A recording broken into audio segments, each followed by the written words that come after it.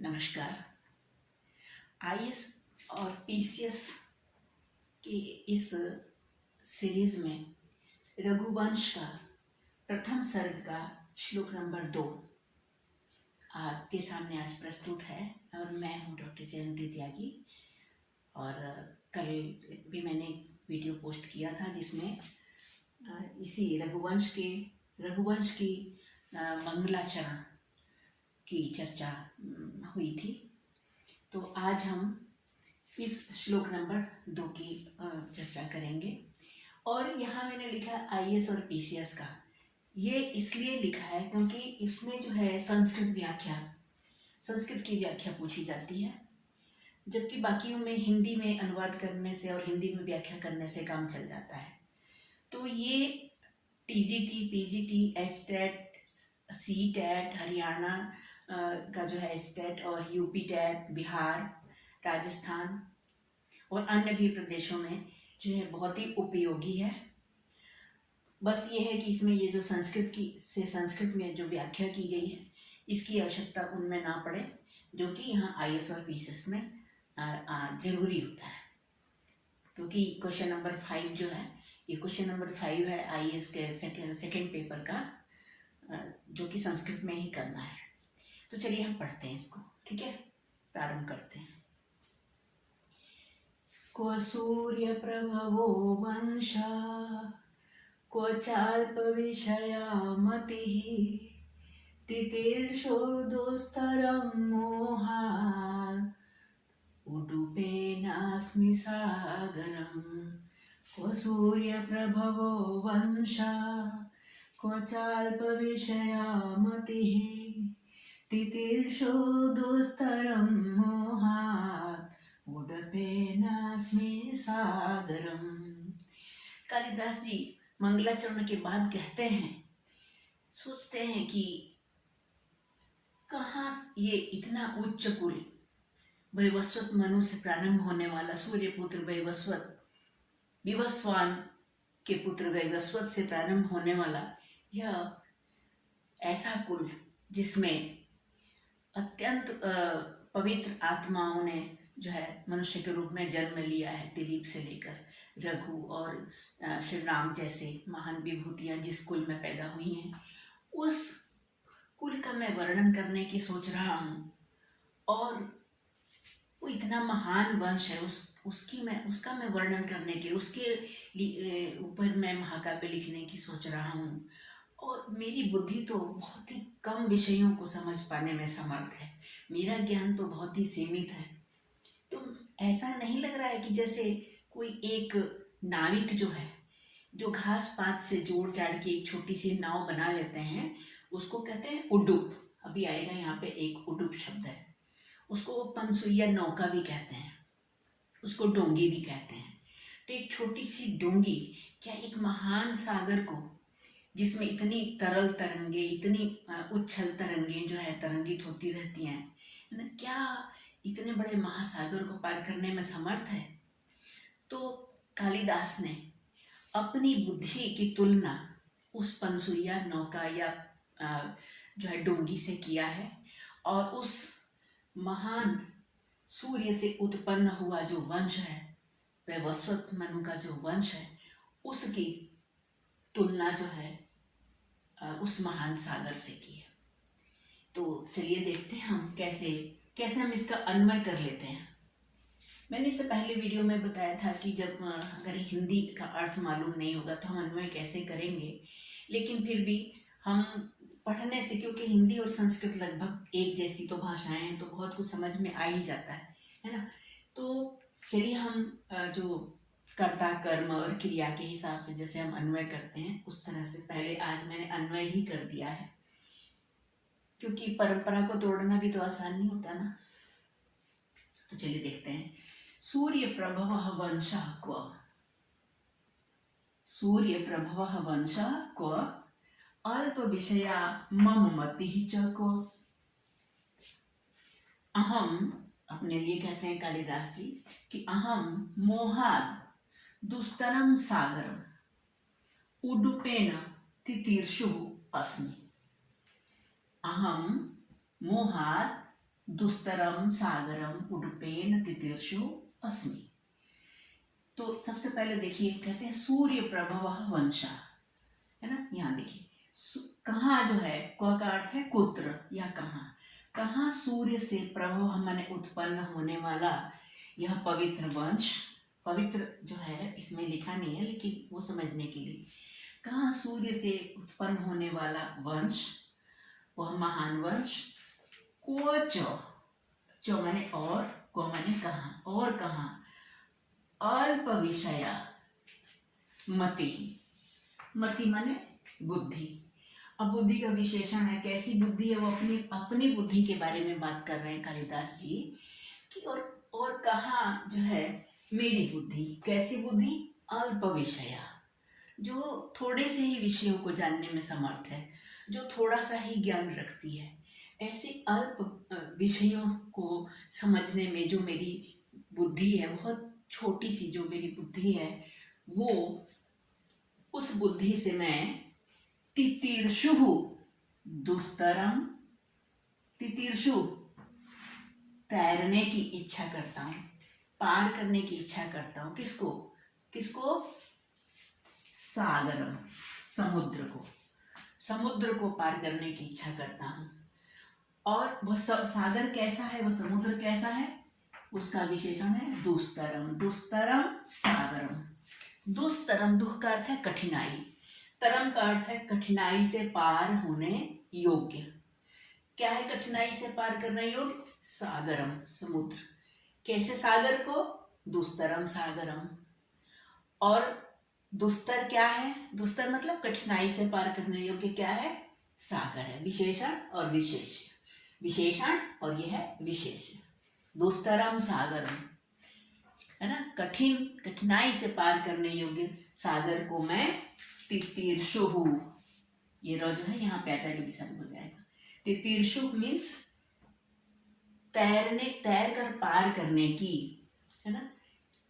ठीक उसी प्रकार से इच्छा करना। और क्यों कर रहा हूं, क्योंकि मोहात, मोहात प्लस उड्डपेनास्मि, देखिए यहाँ लिख देती हूँ, मोहात, दो का तो है ना, मोहात प्लस फिर इसमें उ जो है उडुपेन अस्मि, मोहात उडुपेन और अस्मि, अस्मि। मोह से, मोह मतलब अज्ञानतावश, भ्रमवश, अज्ञानतावश जो है उडुप, उडुप कहते हैं वही जो घास पात की थोड़ी बहुत लकड़ी को जोड़कर एक छोटी सी कोई नाव बना ले, उसको कहते हैं उडुप। उसको कहते हैं, हिंदी में कहते हैं उसको पनसुइया नौका, उसी को कहते हैं डोंगी। तो उस उडुप से या उस छोटी सी पनसुइया नौका से, मतलब ऐसा मैं कर क्यों रहा हूँ, क्योंकि मुझे मोह है, भ्रम है अपने विषय में, है ना। तो उस मोहवश, अज्ञानतावश या भ्रमवश जो है, उडुपेन माने उस पनसुइया नौका से, छोटी सी डोंगी से, दुस्तरम सागरम, कठिनाई से पार होने योग्य समुद्र को मैं तितीर्षु माने पार करने की इच्छा जो है करने वाला, अस्मि माने हूँ, मैं ऐसा हूँ। कहाँ, अब देखिए यहाँ पे व्याख्या, संस्कृत व्याख्या देखिए। अभी के एक शब्द को देख लेते हैं। प्रभव का क्या अर्थ है, प्रभव का अर्थ है प्रभवति अस्मात् इति प्रभव, जिससे उत्पन्न होता है, जिस भुवः प्रभव, संस्कृत में कारक में एक सूत्र है ना, कि प्रभवति अस्मात्, जिससे उत्पन्न होता है वह है प्रभव। वह जो किसी विशेष स्थान से उत्पन्न होता है वह प्रभव है, वह है प्रभव। और सूर्य का अर्थ है, सूर्य का दिनकर, दिवाकर, सविता, जो भी आप इसका पर्यायवाची या अर्थ समझ सकते हैं। सूर्य का अर्थ है सविता। प्रभव का अर्थ क्या है, कारण, वह कारण, वह स्थान, है ना। तो यहाँ पे सूर्य से प्रभव हुआ, सूर्य से जन्म हुआ है, सूर्य ही उसका कारण है, वही लिखा है प्रभव कारण। तो सूर्य से उत्पन्न हुआ जो वंश है, सूर्य प्रभव, इसी बात को ऐसे लिखा है, सूर्य प्रभव यस्य स सूर्य प्रभव। तो ये यस्य स, ये स किसके लिए है? ये उस वंश के लिए है। उस जो सूर्य का जो वंश है, जो रघुकुल है ना, जो वैवस्वत मनु का जो वंश है, उस वंश के लिए कहा गया है कि सूर्य प्रभव, सूर्य है कारण जिसका, वह है सूर्य प्रभव। इसके और वंश का क्या अर्थ है? वंश को कहते हैं अन्वय, उसको कुल भी कहते हैं, खानदान कह देते हैं हिंदी में, है ना। अच्छा ठीक है। अब कहते हैं कि जो विषय, जो हमारी बुद्धि है ना, कैसी बुद्धि है? यहाँ लिखा है ना विशेषण अल्प विषयामति, क्या है ना कि वो कम शब्दों को, कम ज्ञान रखने वाली बुद्धि है। इसके लिए यहाँ पे इसका हमने संस्कृत व्याख्या में विग्रह किया है, अल्पः विषयः यस्याः सा, है ना। अल्प है विषय, यस्या माने जिसके, वह, मतलब जो अल्प ज्ञान रखने में समर्थ है, ऐसी वह मेरी बुद्धि। सा जो है बुद्धि के लिए आया है। तो अल्प विषया, उसको कहेंगे अल्प विषय। अल्पः विषयः यस्या सा, सा माने वह अल्प विषया, वो अल्प विषय वाली है, उसको अल्प विषया मति कहेंगे। मति का अर्थ है बुद्धि, क्व का अर्थ है कुत्र। दुस्तरम मतलब तरितुम अशक्यम, जो तैर कर पार कर पाने में अशक्य का अर्थ है असमर्थ है। तरितुम अशक्यम दुस्तरम, दुस्तरम मतलब तरितुम अशक्यम। सागरम का अर्थ है समुद्रम, है ना, समुद्र को, ठीक है। मोहात अज्ञानात, मोहात में जो पंचमी लगी है उसी तरह से उसका जो संस्कृत दूसरा शब्द जो है वह है अज्ञानात, मोहवश, अज्ञानवश, है ना। उडुपेन, उडुपेन लघु नौकया, इसमें भी तृतीया है उडुपेन, और ये नौका में लगाया तृतीया, लघु नौकया। तितीर्षु, तितीर्षु का अर्थ है तरितुम इच्छु, तैरने की इच्छा रखता हूँ, है ना। अस्मि माने हूँ, और भवामी माने भी वही अर्थ है जो अस्मि का, अस्मि माने हूँ, भवामी माने होता हूँ, तो ठीक है। अब इसका अभिप्राय संस्कृत में, संस्कृत व्याख्या देखिए। महतः सूर्यवंशस्य मम मतेश्च महद अंतरे वर्तमानेपि, देखिए क्या इसका अर्थ है। महतः सूर्यवंशस्य, महान सूर्यवंश का और मम मतेश्च, और मेरी मति में, बुद्धि में, महान सूर्यवंश और मम मतेश्च, मम मते च, और मेरी बुद्धि में, है ना, संबंध है ना, उस महान सूर्यवंश और मेरी बुद्धि में। कैसी मेरी बुद्धि जो है, वो तो अल्पविषया बताई दिया। तो महान सूर्यवंश और मेरी बुद्धि में, यही बात फिर से कह रहे हैं, महद अंतरे, महान अंतर होने पर, वर्तमाने भी, महान अंतर वर्तमाने भी होने पर, अपि माने भी, महान अंतर, बहुत बड़ा अंतर, किसमें किसमें?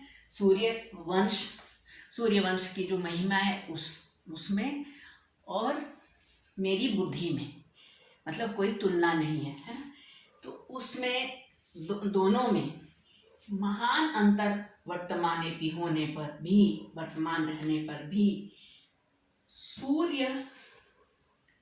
सूर्यवंश वर्णने, सूर्यवंश का वर्णन करने में, ममाभिलाषा, मेरी जो अभिलाषा है, मेरी जो आकांक्षा है ना, वह तथैव हास्यास्पदम, तथैव उसी प्रकार से, हास्यास्पदम हंसने योग्य है, मजाक उड़ाने योग्य है ना। अस्ति माने है, यथा माने जैसे, जैसे कि कश्चित मूर्ख, जैसे कि कोई मूर्ख, अति लघु नौकया, अत्यंत छोटी नाव से, मतलब इसी को हम कह सकते हैं तृण निर्मितेन नौकया, घास से बनी हुई, घास फूस से बनी हुई नौका से, महासागरम, महान समुद्र को, तरितुम वांछति, तैर कर पार करना चाहता हूँ।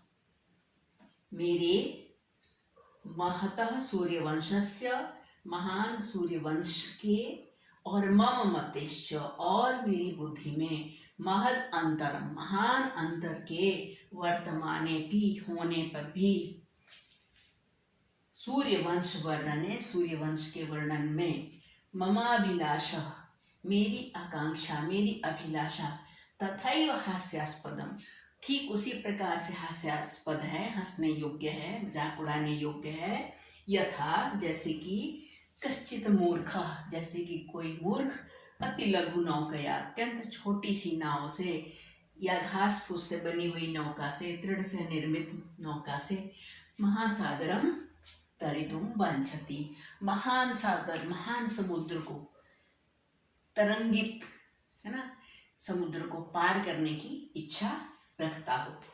और इसका हिंदी में अनुवाद आईएएस के पेपर में इस क्वेश्चन में नहीं लिखा जाता है, लेकिन अगर इसको आप टीजीटी, पीजीटी वगैरह में आप वाले बच्चे, HTET, CTET, Bihar TET, Rajasthan TET वगैरह में जो परीक्षार्थी जो हैं, वो उनके लिए, ताकि वो इसको भूल न जाए, इसलिए यहाँ पे हिंदी में लिखा है। ऐसा आईएएस के पेपर में नहीं लिखा जाता है, वहाँ अनुवाद हिंदी में नहीं, केवल संस्कृत व्याख्या चलती है। लेकिन फिर मैंने यहाँ लिख दिया है, कहाँ तो सूर्य से उत्पन्न हुआ वह तेजस्वी या विमल वंश, और कहाँ मंद बुद्धि मैं उसी तरह इसे पार करना चाहता हूँ जैसे कोई छोटी सी डोंगी से अपार समुद्र को पार करने की इच्छा कर रहा हो। आपका ये जो आईएएस का पेपर है, ये भी एक महान सागर ही है। लेकिन देखिए, कालिदास को देखिए, जो महान कवि, महाकवि कुल गुरु कहते हैं, उनका जो है निरहंकार होना देखिए। और यह बात कोई वो अकेले में नहीं कह रहे हैं, यह पुस्तक में लिख रहे हैं, यह समाज के सामने आ रहा है, हम आज इसको पढ़ रहे हैं। तो भाव यह है कि व्यक्ति आगे इससे, मैं ऐसा समझती हूँ कि इससे ये शिक्षा जरूर आगे के लिए जो बच्चे सफल होंगे इसको पढ़ के, तो वो इस बात को जरूर याद रखें कि मतलब कुछ भी बन जाए लेकिन गर्व ना करें, निरहंकार हों, बिना अहंकार रहित हो, चाहे कितने भी बड़े पद पे पहुंच जाए।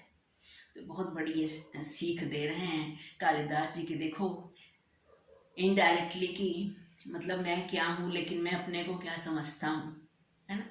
ऐसे ही तुलसीदास जी ने लिखा है, भनित कविता एक नहीं मोरे, सत्य कहूँ लिखी कागद कोरे, कि कविता की जो है जरा सी भी कविता की जो है, कविता लिखने की कला मुझ में नहीं है। कवित विवेक एक नहीं मोरे, कवित्व का जो विवेक होता है, जैसे कविता लिखी जाती है, वो एक भी नहीं है मेरे, और मैं इसे सत्य कहाऊँ लिखी कागद कोरे। तो बहुत हैरानी होती है कि इतने महान महान लोगों ने अपने को कितना दीनहीन दिखाया और कितना निरहंकारी थे, और इसीलिए वो शायद इतने महान बन सके। तो अब मैं इसके साथ ही इस पाठ को समाप्त करती हूँ। आगे मेरे चैनल से जुड़े रहिएगा, और आईएएस और पीसीएस वाले बच्चे विशेष रूप से इस वीडियो से लाभ उठाएंगे और मेरे पे विश्वास रखेंगे। आगे और भी बेहतर ही होता जाएगा, और मुझे उम्मीद है कि आपको समझ आया होगा। और अगर कोई कठिनाई है तो आप कमेंट बॉक्स में जाके लिख सकते हैं, और मैं उसका आंसर भी जरूर देने का प्रयास करूँगी। बहुत बहुत धन्यवाद।